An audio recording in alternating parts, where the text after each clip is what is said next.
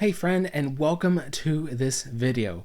Today we're going to look at what Randy Skeete had to say about why people are leaving the church. Have you wondered this? Why are people leaving the church? Well, we're going to answer this question today. But before I do, don't forget, if you like this video, like, subscribe, and share, and let me know what you think in the comment section down below.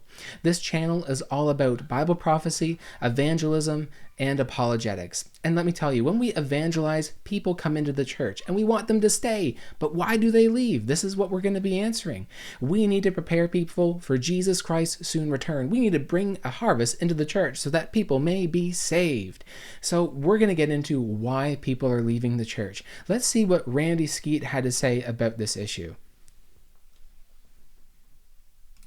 What do you think is the reason we are losing our members, and what is your solution? John 12, well, the Bible has a solution. I don't have one. John 12, verse 32. And I, if I be lifted up from the earth, will draw all men unto me. The first application of that verse is crucifixion. He was lifted up on the cross. It also means lift him up. When you preach, lift up truth. Truth will draw people to Christ. In the Great Controversy, page 509, paragraph 1, Ellen White writes, conformity to worldly custom never converts the church to the world. It never converts the world to Christ. Let me say that again. Conformity to worldly custom converts the church to the world. It never converts the world to Christ. When you mingle the things of God with the secular things, you weaken the power of the message and people drift. Are you following me? God called the Israelites to be different. And they said to Samuel in 1 Samuel chapter 8, make us a king to judge us like the other nations. When you're called to be different, and you act as though you want to be like everybody else, it is an insult to God. You are desiring a path contrary to the one for which God brought you into existence, to be different. And so we lose members because we drift from the truth. There we go. We have him saying his thing here. It's great what he's saying. We ought to be different. We ought to be different from the world. We are Seventh-day Adventists, and we've been cleaved out of the world with the three angels cleaver. Yes, we're called to be different. Yes, we're to uplift Jesus, because if we uplift Jesus, Jesus will draw all people to himself. And I agree. We need to be like Jesus. We need to lift up Jesus. We need to be different for good reasons, and we need to uplift the truth. But hey, maybe if you're looking for a little bit more information, a little bit more insight, well, I'm going to get into a little bit more why people leave the church in a little bit more detail. So if you want to learn about more, if you want to know a bit more, just to tantalize you a little bit, to deepen your understanding as why people are walking out the door, well, here we go. Let's take a look. Ellen G. White, she said, we must offer something better than which they possess, even the peace of Christ, which passes all understanding. She says we should lift up Jesus. We must use the law of God and share that. We must lift up Christ, who he is, because he alone can satisfy the craving of the heart and give peace to the soul. You see, people are looking for the peace of Christ, and when they don't get it, they walk. And so when you don't have the Prince of Peace in your heart and in your life, and when others don't see that in you, well, they look at Christianity as a sham, and they leave. They come in disappointed, and because they're disappointed, they leave because they don't get what is promised to them. Maybe you don't have the peace of Christ. Maybe you know someone who doesn't have the peace of Christ. Well, there's that text for you. Don't forget, lift up Jesus, live the life of Christ, talk about Christ, share Christ with the world, let the world know of a wonderful Savior. Let's go a little bit deeper as to why people are leaving. This is a chart from a particular study. And when individuals were asked, people who left the church, when they were asked, what most attracted to you when you decided to join the Adventist church, this is what they said. 56% with much attraction referred to friendship, doctrines, a whopping 72%, and 52% charisma of the preacher. Remember what Randy Skeete had said? Not only just lifting up Jesus, but the truth, because Jesus is the truth, and doctrine is truth, right? So most people join the church. Why? Because of truth, doctrine. And then after that, it's friendship, and then after that, it's charisma of the preacher. And you see, it's interesting, right? I joined the church and became a pastor because I believe that the doctrines we have are true and that Jesus is soon to return. Type amen if you agree, by the way. And so there's these doctrines that we hold as dear and we share them with the world, and people come in for that. And then another thing is they come in because the people in the church, because they're friendly, outgoing, righteous, loving, showing the fruits of the Spirit, and they want to be friends with those people. And then when they hear the preacher speak every Sabbath or in the evangelistic series, they're like, whoa, this preacher's on fire, man. I got to get to know him. I got to be with this guy because he's cool. And this church is cool. The charisma effect, right? So this is the thing. We need to preach truth. Preachers need to be charismatic people, and they need to be friendly. And the people need to be friendly too, of course. So why else? Why else are people leaving? Well, let's just look at statistics. Let's look at a statistic and see why people are walking out the door. See how many actually, let's just say, are walking out the door. This is an older statistic I'm going to share with you, but it's interesting nonetheless. Global ascensions versus loss. This is for the world church. From 2000 to 2015, the loss rate was 49 per 100 new converts. So as a percentage, that's 49%. 49% from 2000 to 2015 walked out the door. Once they came in, they walked out the door. That's really sad. 49%. That's almost 1 out of every 2 people. Like, that should not be. If we are the church of God, showing the fruits of Christ, being like him and having the wonderful truth and doctrines, I mean, people should come in and stay. So the question is, well, why are people leaving? Well, maybe it's because sometimes they hear error. So that gets rid of the doctrine component. Maybe sometimes the preacher is not charismatic, kind of boring and dull, or kind of careless. I mean, that's one of the reasons why they may leave. But the friendship one, remember, it was second to doctrines. I think that plays a huge role. And that's where it takes me to another study. Take a look at how this friendship thing plays out in people walking out the church. In 2011, Seventh-day Adventist Church leaders concerned about evidence that some of its members were leaving the church decided to conduct a worldwide study of the factors that may be involved. And this is what they found. In their table 12, notice in the table, the recurring theme was personal relationship conflict. Look at the red.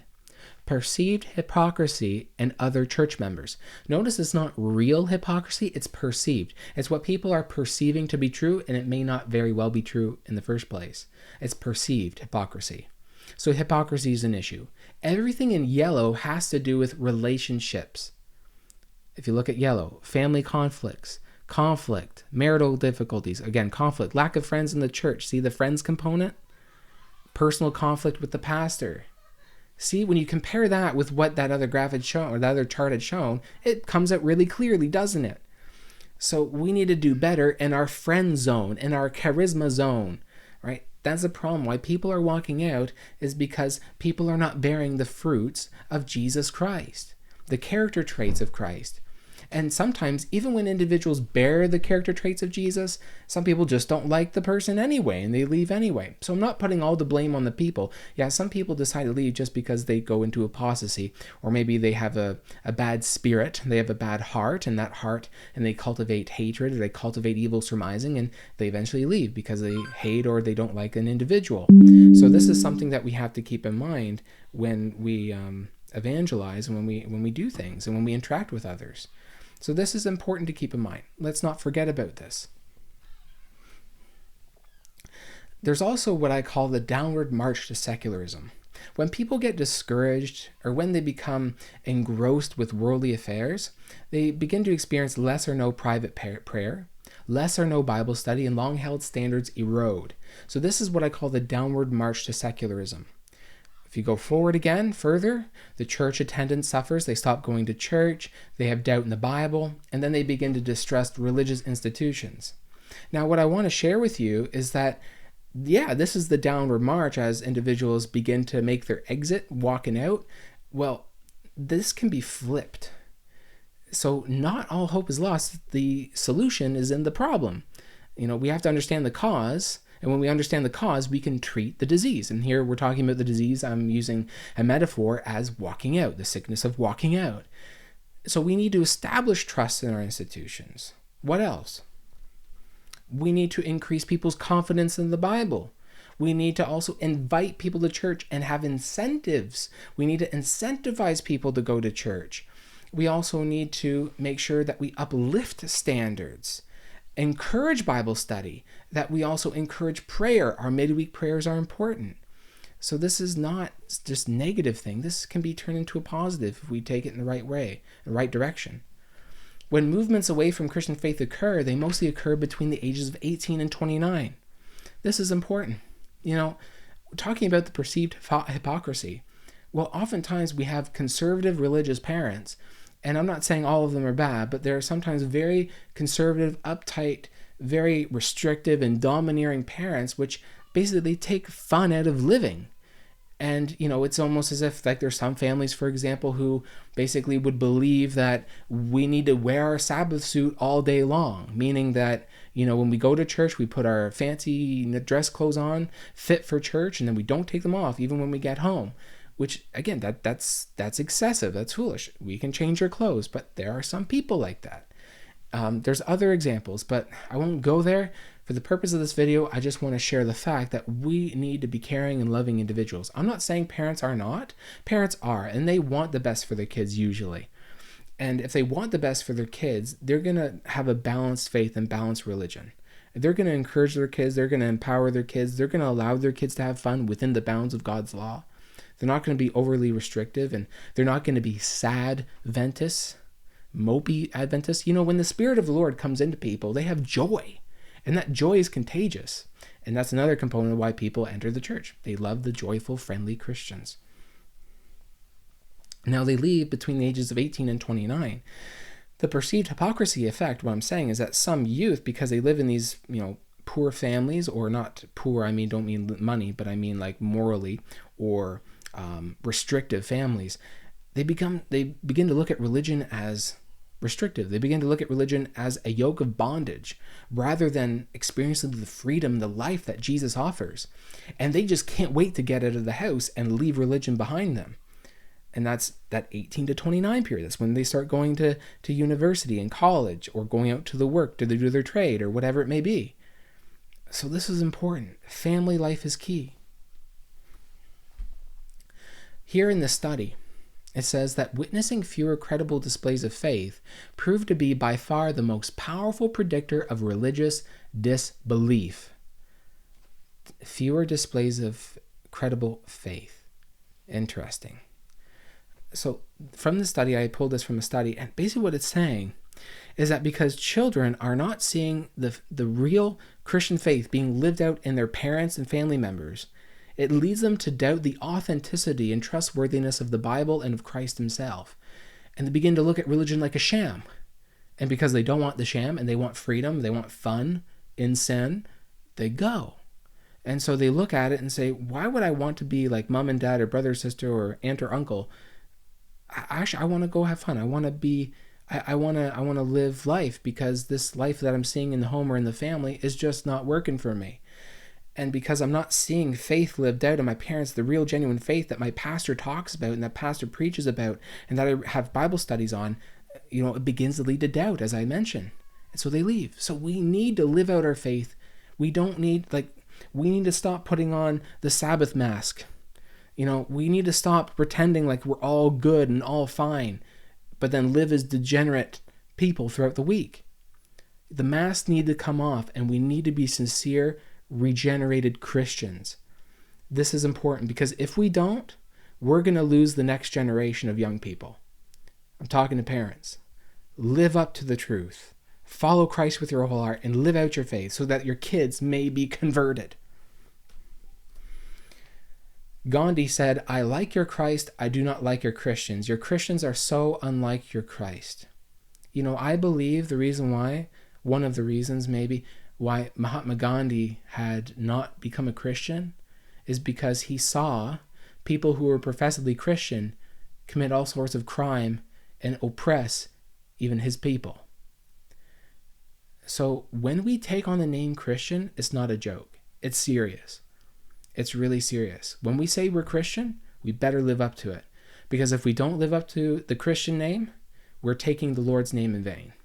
If we say we're Christians, but we live as degenerate, moral failures, and we live as repugnant and oppressive and downright, bad people, it's going to tell not for Christianity, but against Christianity, especially if we take on the name of Christian and don't follow the precepts and teachings.